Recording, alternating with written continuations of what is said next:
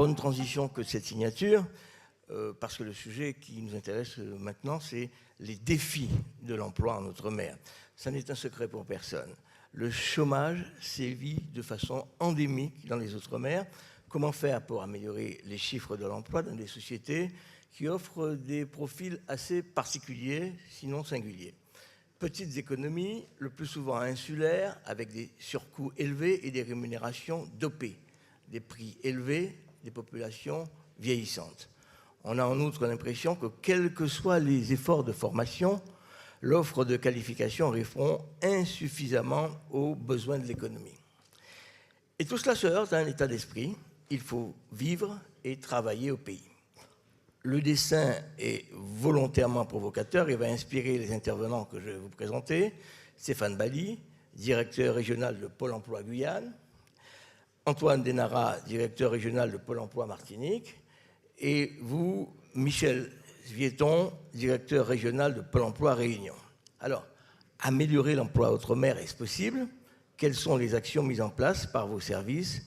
Quelles sont les réelles potentialités?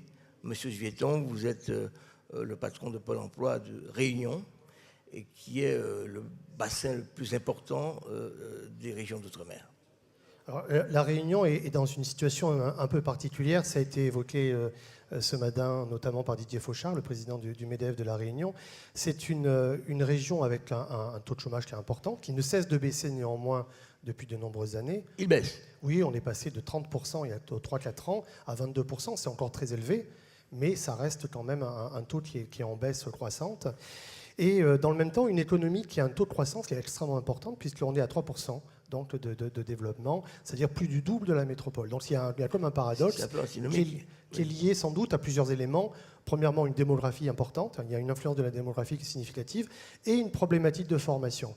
Et pour répondre à votre question, le sujet en termes de politique de l'emploi, là aussi ça a été évoqué ce matin, qui est sans doute le plus important, c'est la formation professionnelle initiale bien sûr, mais professionnelle des demandeurs d'emploi, et notamment des jeunes, que ce soit en formation classique ou que ce soit par l'apprentissage. Ce sont vraiment, pour moi, les éléments les plus fondamentaux.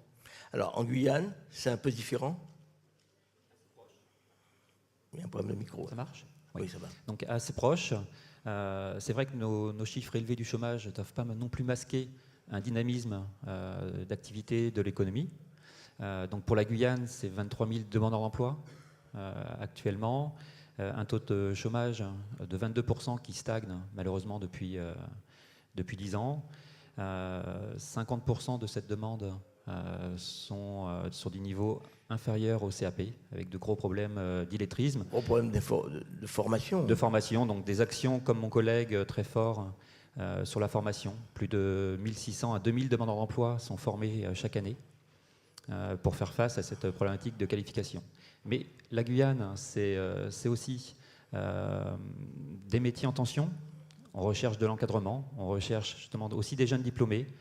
Comment expliquer cette non-adéquation? Alors, d'une part, on l'a vu dans les interventions précédentes, il y a quand même beaucoup de nos jeunes diplômés qui partent en métropole et ne reviennent pas. Et d'autre part... Pas de visibilité. Oui, et d'autre part, il y a aussi une activité forte en Guyane qui nécessite de l'encadrement et des métiers techniques qui demandent aussi une qualification et dont aussi au niveau de l'éducation nationale, il y a un vrai challenge de bien positionner aussi les programmes de formation sur ces métiers en tension. Alors on reviendra tout à l'heure sur la Guyane. Il ne vous a pas échappé qu'il n'y a pas de représentant de Pôle emploi Guadeloupe. Il ne pouvait pas être présent, mais monsieur Denara, vous allez parler un petit peu pour les deux îles. Elles sont plus proches, elles ont probablement un peu des caractéristiques communes. Alors comment faire? C'est la quadrature du cercle. Alors, ce matin, on a souvent dit qu'il y avait des différences entre... Il y a des outre-mer. Et en Martinique, on vit ce qu'on appelle les conséquences du vieillissement de la population. Puisqu'en fait, on va voir que dans la part des seniors dans la population active augmente significativement et le chômage des seniors est de plus en plus important en Martinique. Et au même moment, on a une baisse du chômage des jeunes. Mais c'est un leurre. C'est un leurre parce qu'en réalité, une bonne partie de la jeunesse se trouve à l'international, de la nécessité pour nous, justement, et cette journée aussi, elle est importante, c'est donner de la lisibilité au projet du territoire, donner de la lisibilité en termes d'attractivité. Et je crois que c'est pourquoi nous sommes aussi force de proposition. Quand je dis nous sommes force de proposition, nous avons rencontré récemment le ministère du Travail et nous faisons des propositions, par exemple, en disant que nous avons des entreprises de très petite taille, de la nécessité, par exemple, de baisser le coût du travail, non pas sur les bas salaires, mais également sur les salaires au-delà de 2,5 SMIC. L'idée, c'est de rendre attractif, de donner la possibilité aux entreprises de pouvoir payer l'encadrement, puisque nous pensons qu'une entreprise qui se structure, nous avons des entreprises de très petite taille qui ont besoin de se structurer, qui ont besoin de développer leur encadrement pour justement développer leur part de marché et développer l'emploi. Donc, je voulais dire que c'est important pour nous de donner de la lisibilité, de rendre attractif le territoire pour permettre aux jeunes de revenir aussi. Alors un peu plus loin, les réglementations imposées par l'État, certains l'accusent d'être centralisateur et jacobin. Est-ce que ça laisse suffisamment de place à l'expérimentation dans tous les domaines? Je crois qu'il y a quelqu'un qui l'a dit juste dans l'un des débats qui précédait, c'est de faire de nos territoires des bassins d'expérimentation. Et nous avons, par exemple, mon collègue de la Réunion faisait remarquer souvent que la Guyane pouvait être un territoire d'excellence sur la vulcanologie. La Martinique, on pourrait parler d'énergie renouvelable. La Guyane, ça pourrait être la filière du bois.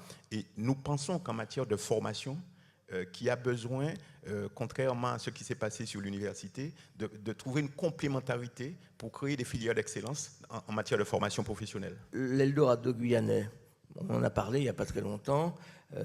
Manifestement, ça ne marche pas trop. Et Mme Girardin disait qu'il fallait des outils adaptés, efficaces et territoriaux. Elle l'a dit il y a juste un instant. L'Eldorado, je pense qu'il y en a beaucoup qui l'ont cherché. Il y a toujours du travail quand même derrière tout ça. Ça ne tombe pas directement. Il y en a beaucoup qui le cherchent. Il y a plus de 1600 créations d'entreprises en Guyane chaque année. Donc il y a bien une activité forte économiquement. Il y a déjà des outils quand même qui existent, qu'il faut certainement plus les adapter au contexte particulier. Donc c'est vrai qu'on, comme le disait Antoine Denara, on fait aussi des propositions au niveau des ministères pour bien contextualiser, régionaliser nos outils, y compris au niveau de Pôle emploi. Alors, parlons de la Réunion, puisque le président a changé et il a légiféré par ordonnance. Quels vont être les impacts des ordonnances sur le marché du travail en Outre-mer et chez vous en particulier ? Là, il est vraiment difficile d'évoquer des impacts de dispositifs qui ne sont pas encore complètement mis en œuvre. Donc mais là, vous en avez quand même un petit peu l'idée. Moi, ce que je trouve intéressant, c'est tout ce qui concourt finalement à la fluidité du marché du travail, la facilité pour les entreprises de pouvoir embaucher. Et moi, ce que je peux vous dire par rapport à votre question, c'est que Pôle emploi se loge bien dans cette dynamique-là. Si je prends l'exemple de la Réunion, on travaille avec les entreprises, avec les fédérations professionnelles, avec les syndicats patronaux. On a même créé un groupe avec les entreprises les plus emblématiques de la Réunion, Optique de Bourbon, Brasserie de Bourbon, le groupe GBH, Air Austral, et on travaille pour développer l'emploi local. On a mis par exemple en place le groupe Excellence, qui est présent d'ailleurs aujourd'hui également. On a mis en place des formations avec l'IAE et avec une école de commerce en métropole pour pouvoir former des Réunionnais au poste de cadre de la grande distribution directement sur place. Donc tout notre travail concourt à cela, aider les entreprises à recruter les bonnes compétences. Et je pense que les modifications du droit du travail, sans rentrer dans le détail encore une fois, vont dans ce sens-là. Est-ce que le national ne peut pas vous aider pour dire aux jeunes qui sont originaires de l'outre-mer, qui ont été faire des formations, on peut trouver du boulot pour des postes spécifiques aux Antilles?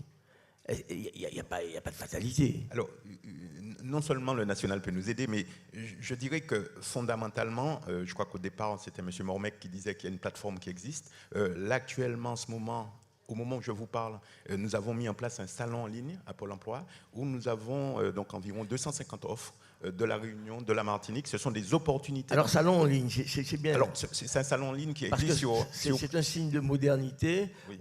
par rapport à l'ANPE, qui Oui. était un petit Oui. peu...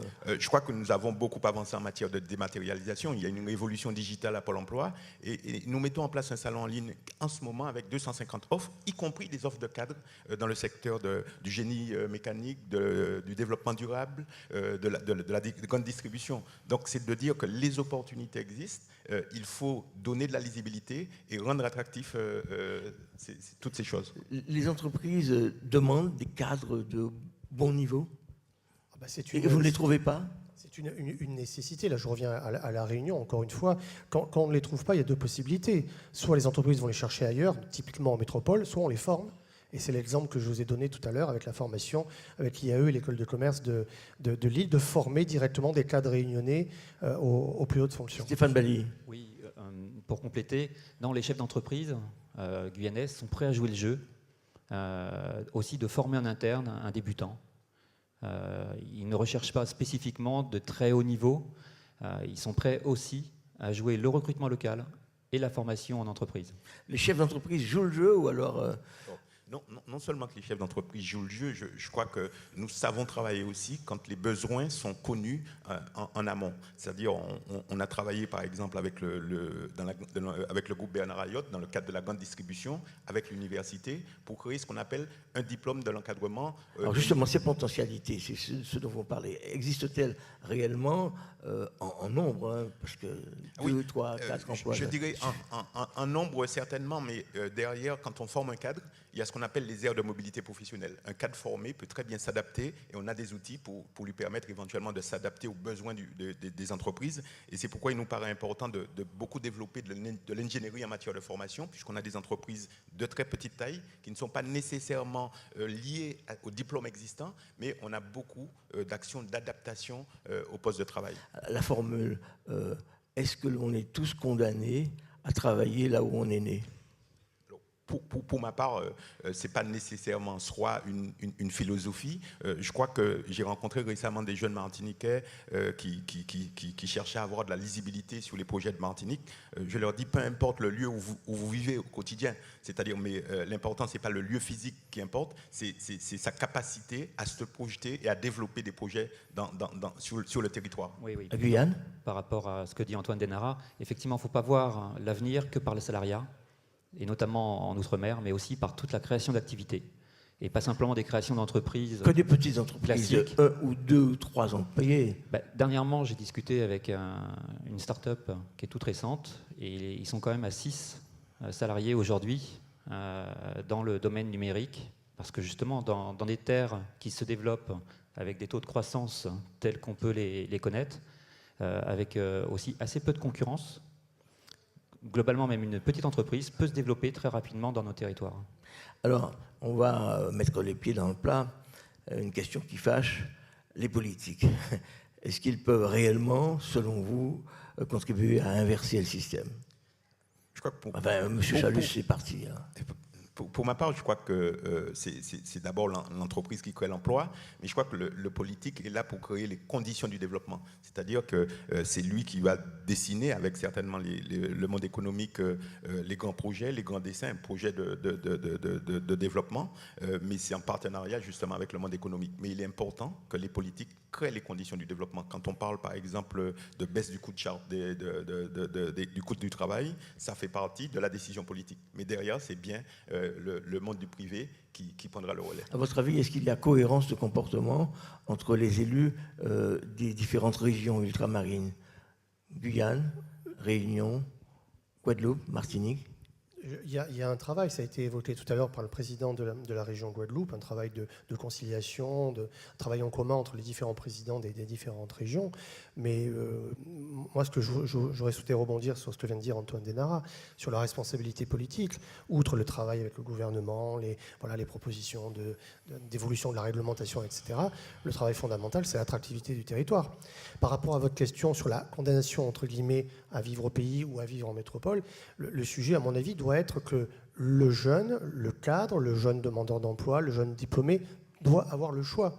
Et pour cela, il doit avoir autant de chances, dans l'idéal, de travailler en Les métropole ATSIL, ou de travailler dans sa région d'origine. C'est ça qui est intéressant. Et le travail du politique est de favoriser le développement des territoires ultramarins pour donner un juste choix aux jeunes diplômés, aux Manifestement, cadres, aux demandeurs. il n'a pas les mêmes chances en outre-mer qu'en métropole.